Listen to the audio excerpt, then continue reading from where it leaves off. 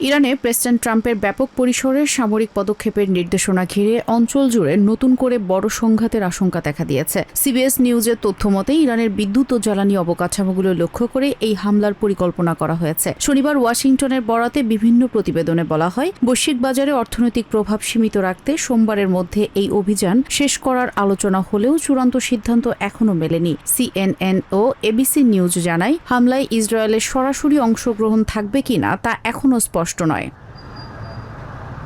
Camp ডেভিডের মন্ত্রিসভার বৈঠকেই এই হামলার গতি প্রকৃতি নির্ধারণ করা হয়েছে বলে জানা গেছে। প্রেসিডেন্ট ট্রাম্পের লক্ষ্য ইরানকে আত্মসমর্পণ করতে বাধ্য করা। এ লক্ষ্যে ইতোমধ্যেই ইরান জুড়ে জোরালো বিমান হামলার প্রস্তুতি সম্পন্ন করেছে আমেরিকান বাহিনী।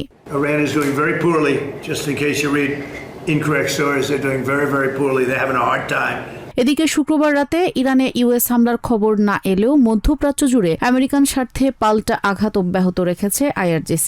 শনিবার সকাল থেকে কুয়েতের আহমেদ আল জাবের ও বাহরাইনের শেখ ইসা বিমান ঘাঁটিতে ড্রোন ও ক্ষেপণাস্ত্র ছুড়েছে তারা। এছাড়া ওমান উপকূলে হরমুজ প্রণালীতে আমেরিকান নিরাপত্তায় থাকা দুটি তেলবাহী ট্যাঙ্কার লক্ষ্য করেও হামলা চালানো হয়।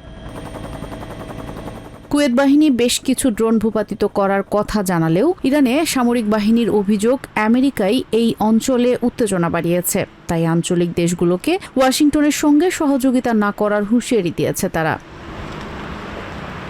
চলমান এই চতুর্মুখী হামলা ও সংঘাতের মুখে মধ্যপ্রাচ্য অবস্থানরত আমেরিকানদের চলাচলে কড়াকড়ি আরোপ করা হয়েছে। অঞ্চলটি থেকে অবিলম্বে দেশে ফেরা কিংবা জরুরি পরিস্থিতি মোকাবেলায় প্রস্তুতি নিতে মধ্যপ্রাচ্যের অন্তত 10টি দেশের আমেরিকান দূতাবাস একযোগে নাগরিকদের সতর্কবার্তা পাঠিয়েছে।